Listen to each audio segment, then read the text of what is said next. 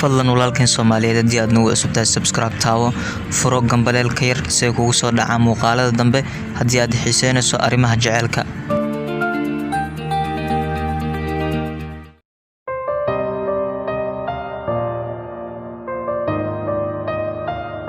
qalanjadii aan jeclaa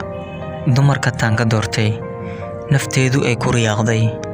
hal daqiiqo haddaan ku waayo waxaan u maleeyaa inaan ku waayo hal sac aniga ayaan barawin inaan ku iloobo dadku waxay dhahaan maad iloodid ayada kuma jecle laakiinse aniga inaan ku iloobo iska dhaafee xitaa qalbigayga inaan kaa saaro ma jecli maxaa yeelay waxaad tahay qayb ka mid ah jirkeyga si sahlan kuguma iloobi doono xitaa haddaad dhinacdo oo aad iga fogaato maxaa yeelay waxaad tahay qof aad ii daneeyo aniga uma maleeyo haddii aan adiga ku waayo inaan qof kale helaayo ama qof adiga kula mid ah inaan helaayo haddii aad aaminayso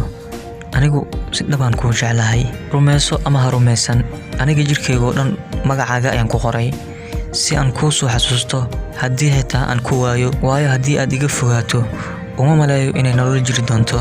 maxaa yeelay nolol adigaad ka maqan tahay ma aha nolol ee waa saxriir ha qorsheen hana isku dayin inaad aniga iga fogaato maxaa yeelay qalbi daacad ku ah ayaad burburinaysaa taasna ma aha wax fiican.